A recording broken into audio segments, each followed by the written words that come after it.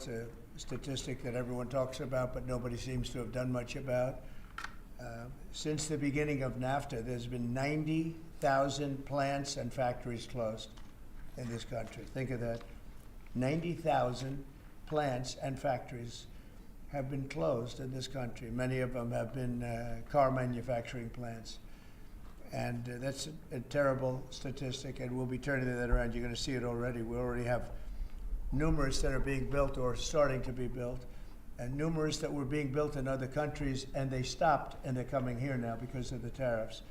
And that's a big deal. That's what you want to hear. During the last year, the Biden administration saw a loss of more than 110,000 manufacturing jobs, or 9,000 manufacturing jobs every single month.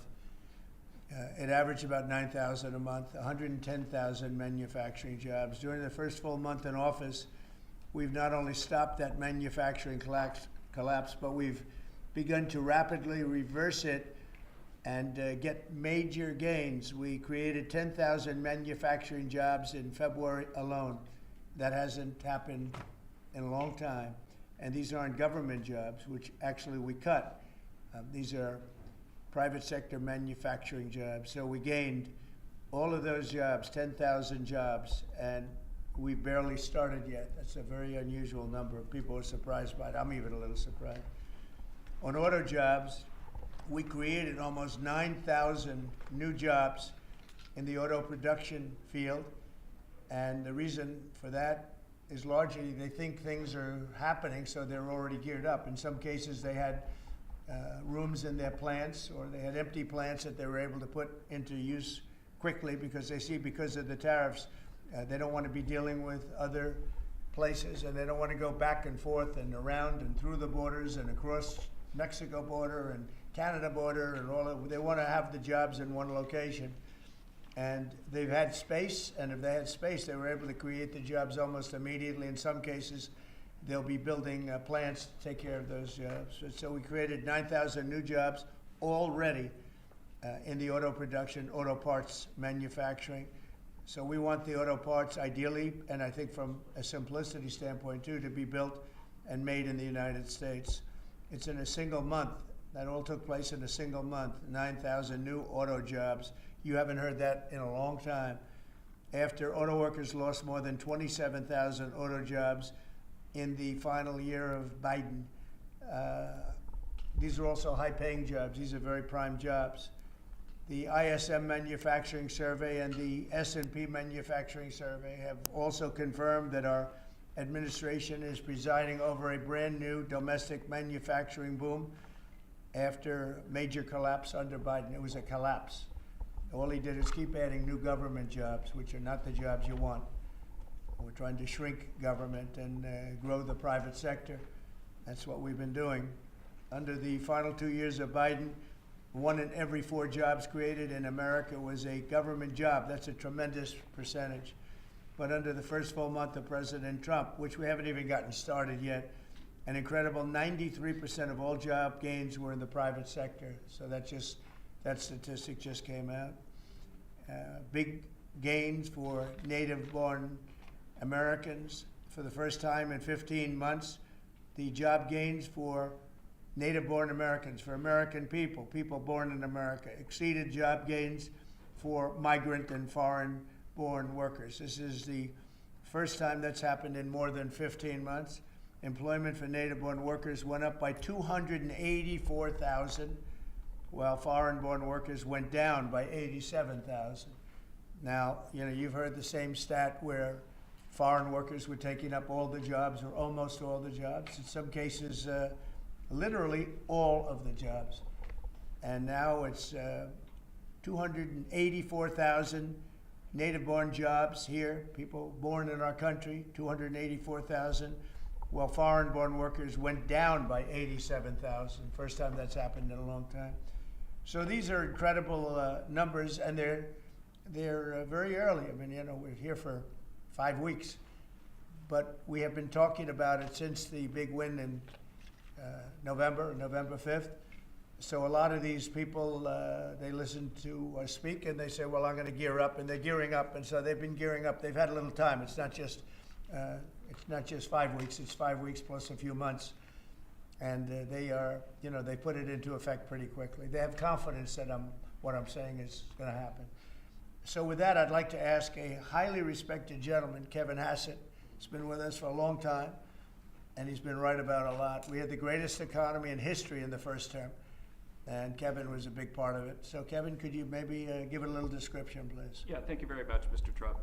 I think that the three things that you emphasized during the campaign is that you wanted to create domestic, high-paying manufacturing jobs, that you wanted to end wasteful government spending and reduce the unproductive government workers, and in fact unleash them into the private economy where they could be more productive, and to create jobs for Americans. A lot of people said that if you deported illegals, that employment would go down because no Americans would take those jobs. And if you look, 280,000 American-born folks were hired, manufacturing jobs are going up, and this is just out of the expectation of your future policies, really, sir. It's in April when your Reciprocal Trade Act is expected to happen. The tax cuts haven't passed yet, and so people are clearly expecting the golden age. And if you want to forecast the future numbers, everybody, just keep in mind that President Trump has already gotten us $1.7 trillion in commitments of new factories, and those haven't even happened yet. Those aren't even in the numbers. And so I expect this is going to be a glimpse of a golden age to come, sir.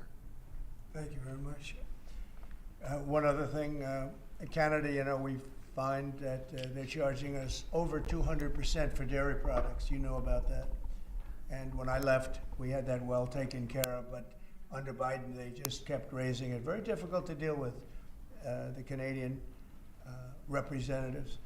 250% for dairy products, tariff. So where do you hear that? You don't hear that. They have a tremendously high tariff. Give you the exact numbers in a little while coming out, on lumber. So they sell us lumber. They have a tremendous tariff. They make it impossible for us to sell lumber or dairy products into Canada, but our numbers are a tiny fraction of that, almost non-existent. And what we're doing is freeing up our forests from the environmental nonsense that they put on them, where you can't cut down a tree. And we have to cut down trees in order to build the firewalls. And those trees are sold, but we're freeing it up on an emergency basis because Canada has been ripping us off for years on tariffs for lumber and for dairy products. 250%, nobody ever talks about that. 250% tariff, which is taking advantage of our farmers, so that's not gonna happen anymore. They'll be met with the exact same tariff unless they drop it, and that's what reciprocal means. And we may do it as early as today, or we'll wait till Monday or Tuesday. But that's what we're going to do. We're going to charge the same thing. It's not fair. Never has been fair. And they've treated our farmers badly. Look, our country's been ripped off by everybody, and that stops now. I had it stopped in my first term, and we're going to really stop it now because this has been very unfair.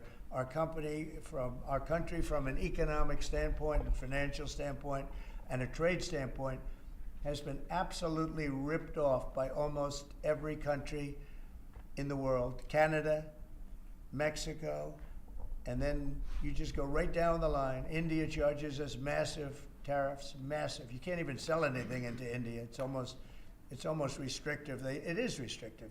We do very little business inside. They've agreed, by the way, they want to cut their tariffs way down now because somebody's finally exposing them for what they've done. And same thing with China, same thing with a lot of other countries. And the EU has been a terrible abuser of this country. I mean, the EU was formulated in order to take advantage of the United States, and they have taken it, but they're not taking advantage when I'm in charge. So sometimes you'll hear some negative things. It's always from outside countries. America will be very strong. And, if I'm a foreign country, they're going to do fine, but they can't do like they used to do because we're going to bring back our business into this country. We need it from a job standpoint. We need it from even just a psychological standpoint. Think of it, 90,000 factories are gone since the beginning of NAFTA. So we're not going to have that, and we're going to see them build it back. Now we've already had 5 major automobile companies first time you've heard this in a long time, since my first term actually, where we were really rocking and rolling, and then Biden came in and he stopped everything, like such a stupid thing to do, not even a believable thing. But we have many auto plants now coming in. We have big chip plants. We have the biggest chip company in the world, most powerful, probably one of the most powerful companies in the world. Wouldn't you say, Kevin? And he's coming in and they're building one of the largest chip plants in the world. That'll be done in Arizona, mostly in Arizona. And that'll give us a big percentage. That one plant will give us a big percentage of the chip market, something we have very little of. You know, we used to have Intel, and Intel was run by a man named Andy Grove. And Andy Grove was a tough, smart guy. I used to read about him when I was a young man, and he did an incredible job. He really dominated the chip business. And then he died, and I guess they had a series of people that didn't know what the hell they were doing, and we gradually lost the chip business, and now it's almost exclusively in Taiwan. They stole it from us. They took it from us, and I don't blame them. I give them credit. I blame the people that were sitting in this seat because they allowed it to happen. We could have protected that so easily. But so we had the chip business, and now it's all in Taiwan, almost exclusive, a little bit in South Korea, but mostly in Taiwan. And it's very important. Everything you do, everything you touch is now about chips.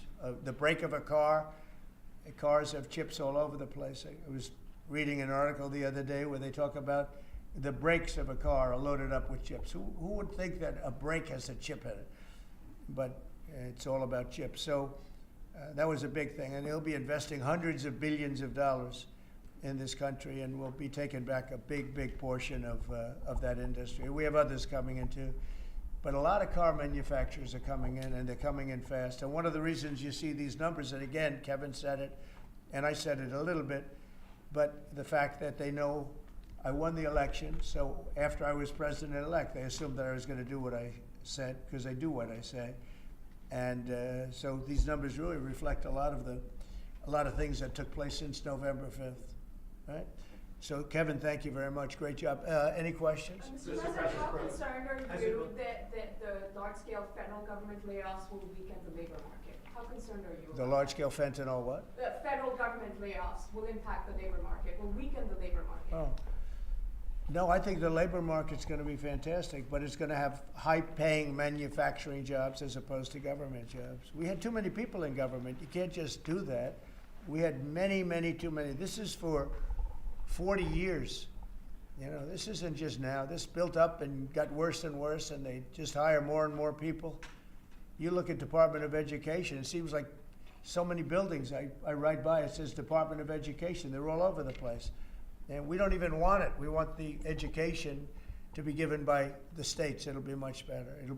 It'll move us to the top of the list from the bottom of the list, and actually save us money. But it's too important to even talk about them. It'll save us a lot of money, but we don't want that. We want education to be given. So you go to Iowa and Indiana and Idaho and all these places that are so well run.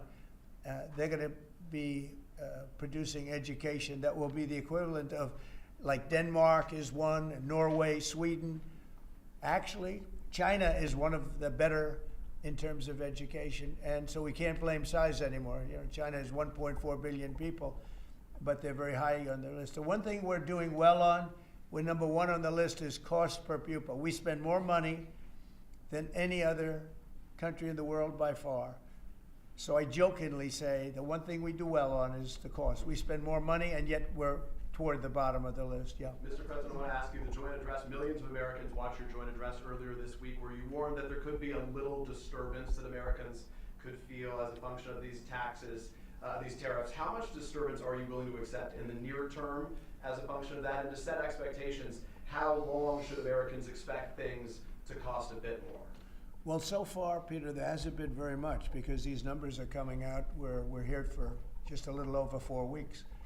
And these are fantastic numbers. I was watching some of the reports this morning. They were surprised. There could be some disturbance, a little bit of disturbance. I solved a little bit of that because I have respect for our auto companies, and I gave them a little bit of a 1-month reprieve because it was unfair, although I'm sure they'll take advantage of it. I see they're driving a lot of cars into the U.S. to try and avoid the tariffs, and they're taking advantage of it a little bit. But They called me, they asked me, they said, could they have a little bit of help? And I decided, they're American companies, USMCA, and I let them have that. But this really kicks in the reciprocals, kicks in on, let's see, I guess the 2nd. And I wanted it to be the 1st so badly, just didn't want to be on April Fool's Day. So I made it the 2nd. That's going to cost a lot of money. That one day is going to cost a lot of money, but that's okay.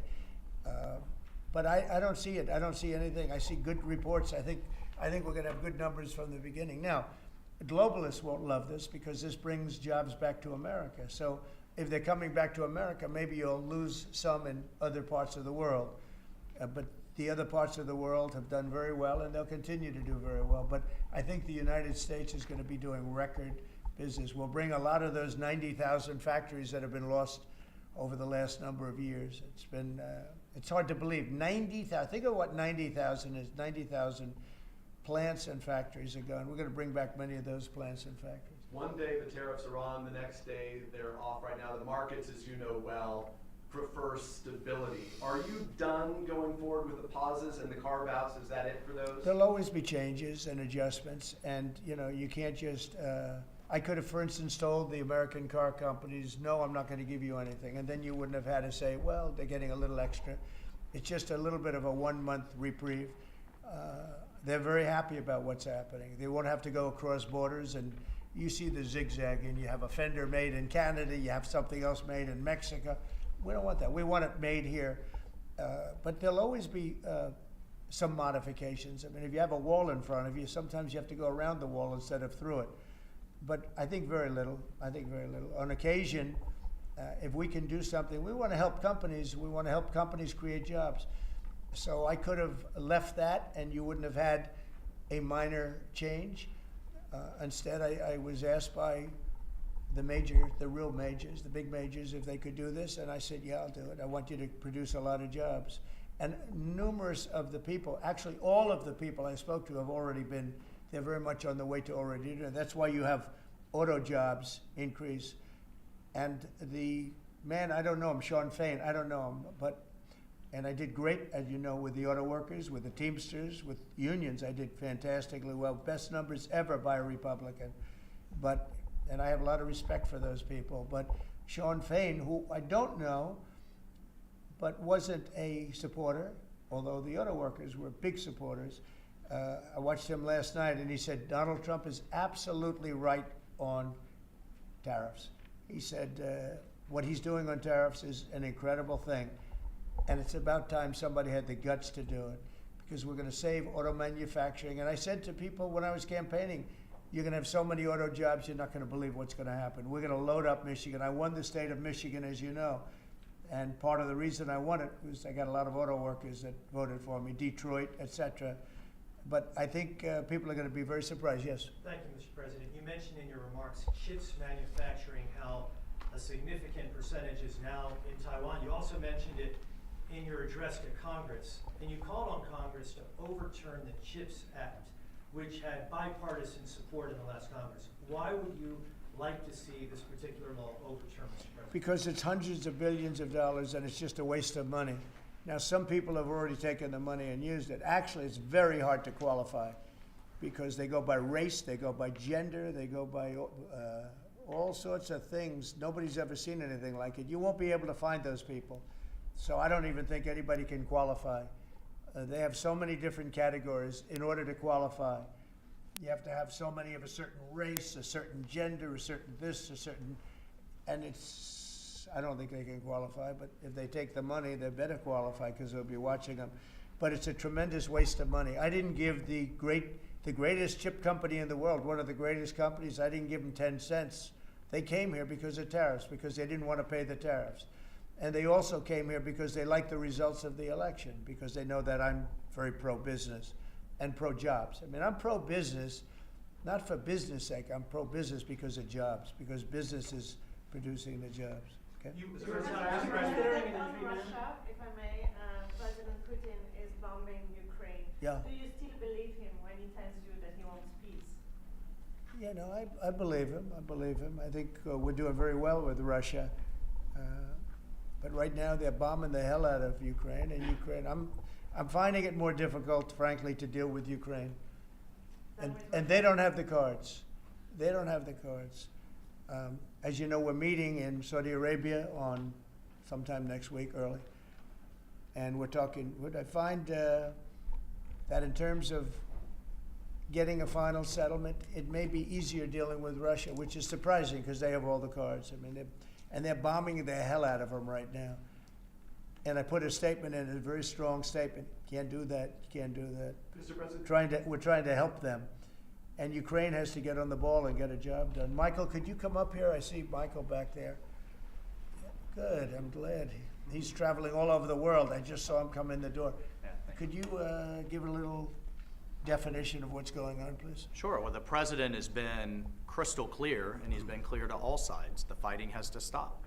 Both sides need to get to the table. We had a good engagement.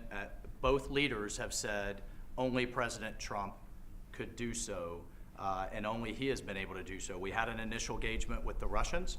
The Ukrainians had a great opportunity to bind our economies together through that mineral deal.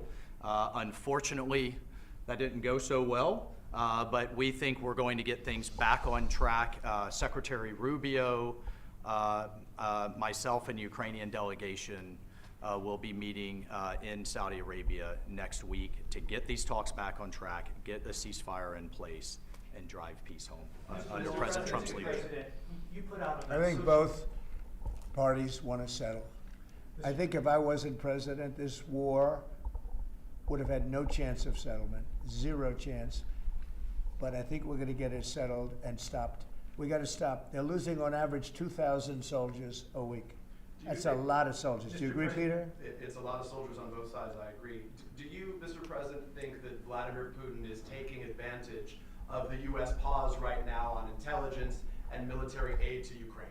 No, I actually think he's doing what anybody else would do. I think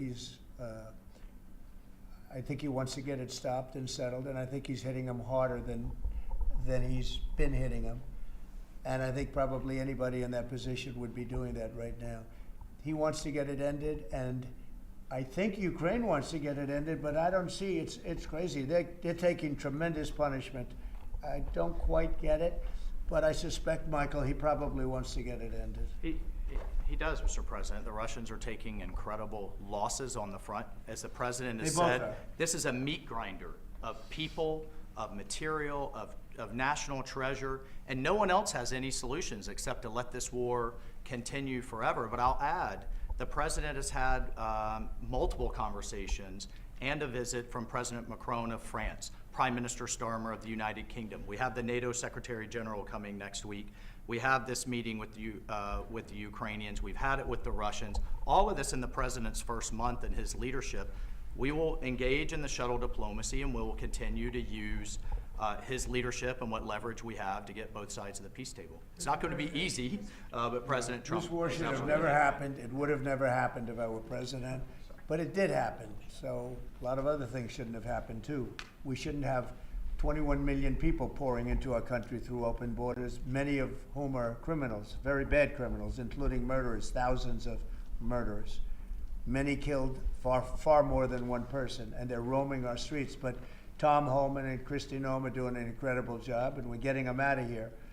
And we'll get them out. We'll get them all out. But all these things shouldn't have happened. We shouldn't have inflation. We shouldn't have had this horrible inflation where the prices have gone up. Look at eggs.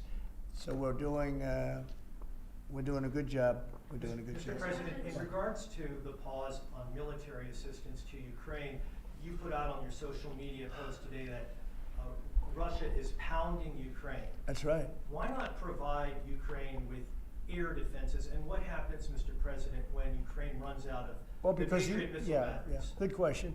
Because I have to know that they want to settle. I don't know that they want to settle. If they don't want to settle, we're out of there because we want them to settle. And I'm doing it to stop death, more important than anything else. Secondarily, way down the line is the money. So we're in for $350 billion, and Europe is in for $100 billion. They should be in for the same or more than us. And, you know, I watched over the last week or so what's going on in Europe. This thing could end up in World War III if we don't get it settled. This could really end up in a World War III. We got to get it settled. So Iran, how confident are you that the Iranians will negotiate with you? And is Israel on board with this outrage? Yeah, I saw the hostages the other day. They came in, people that were not young, some young and some older, much older. And they gave, it was hard for them to do it actually. They gave statements as to what happened. I was asking, what happened? How was it? I said, did you see anybody in there that was kind, like out of the hundreds of people that you were seeing, Hamas? Did some of them wink at you and say, don't worry, you're going to be okay, or give you a piece of bread, or no? I said, were there any people that were like kind? I was shocked. The answer was nobody. There was nobody. Just the opposite. They'd be slapped and punched. One man broke his ribs. He couldn't breathe for a month. It was brutal. I was so surprised. Could you think there'd be a couple of people that would be kind, that would say, you're going to be okay, but they had none of that. It's pretty amazing. Brian? Thank you, President. He's a kind person. Well, according to the Although not to Zelensky, he wasn't. Well, you know what, that's another But to Trump, he's conversation. been good. Yeah. Go ahead, Brian. Nice tie, by the way. Thank you. Thank you. I like yours too. Two questions. One on peace. Why don't you think any other European countries are offering a peace deal? It seems like no one's come to the table for peace except for you. Yeah. It's a very good question. Sometimes questions aren't answerable. They're in a very unusual position. They don't know how to end the war. I think I do know how to end the war. Despite the Russia hoax, I've always had a good relationship with Putin. And, you know, he wants to end the war. He wants to end it. And I think he's going to be more generous than he has to be. And that's pretty good. That means a lot of good things. Because frankly, you could have made a great deal if this war never started, you could have made a great deal. I don't know that anything would have had to be given up. This was not a war that was going to start, Brian. And it didn't start. For 4 years, somebody said, well, how do we know that? Well, for 4 years, it didn't start. I used to speak to Vladimir about it. I used to speak to him about it at length. It was the apple of his eye, but there was no way he was going in. And he knew, there were going to be consequences. But it did start. I mean, think of what happened. Inflation, you have the war with Ukraine and Russia, that wouldn't have happened. October 7th would have never happened. Israel, they had no money. Iran had no money. Iran was stone cold broke, and now they have a lot of money. And that's going to be the next thing you'll be talking about is Iran. What's going to happen with Iran? And there'll be some interesting days ahead. That's all I can tell you. We're down to final strokes with Iran. That's going to be an interesting time. And we'll see what happens. But we're down to the final moments. We're at final moments. Can't let them have a nuclear weapon. I think that I would have had a deal within 1 month after the rigged election of 2020. They were all set to make a deal. And then when I lost, they saw this person who's a stupid person, very stupid person. And they said, let's not make a deal. And they were right. He took the sanctions off. They became rich under Biden. They went from having no money to having $300 billion. All in a short period. It's oil. Oil builds up fast. It's a nice living if you have a nice oil well. And they do. They have a lot of nice oil wells, right? So anyway, it's going to be a big thing. It's an interesting time in the history of the world. But we have a situation with Iran that something's going to happen very soon. Very, very soon. You'll be talking about that pretty soon, I guess. And hopefully we can have a peace deal. I'm not speaking out of strength or weakness. I'm just saying I'd rather see a peace deal than the other. But the other will solve the problem. Mr. President, your allies are calling on you to pardon Derek Chauvin. Are you considering pardoning Derek Chauvin? No, I haven't even heard about it. No. Mr. President, on peace. I haven't heard that. In the first term, you may recall, I broke the news that you were nominated for the Nobel Peace Prize. And the reason for that was the work that you led on the Abraham Accords. I spoke yesterday with the member of parliament, the Norwegian parliament, that nominated you. And he said what the Nobel Committee is looking for from you, Mr. President, is security guarantees for Ukraine. Is that a possibility, Mr. President? So, before I even think about that, I want to settle the war, get it finished. Because if I'm not here, nobody's going to settle it. And President Macron has said that, and everybody said that, the prime ministers and presidents. We're pushing very hard. That's all I'm thinking about now. As far as the question about security later, that's the easy part. The hard part is getting it settled. We got to get them. We're losing 2,000 human beings every week. More than that, actually. 2,000 nice, young, although they're getting older because they're drafting much older now. In the case of one country, much older, because a lot of the young people have been killed. It's very sad, and I'd like to see if I could stop that. And I'd like to also see if we could stop making these massive payments from the United States. I mean, Biden gave away money like it was water, with no anything, got nothing for it. Europe did it in the form of a loan. They get their money back, we don't. So that's how we came up with the rare earth deal. But we started, behind the 8 ball. He could have gone to Europe. He could have said, "Come on, you got to put up money with us. You got to put up money with us." But he never did that. They just kept handing money out because he was grossly incompetent. All right, thank you very much, everybody. Thank you. Thank you very much. On the crypto side. Thank you very much. Thank you, Mr. President. Thank you.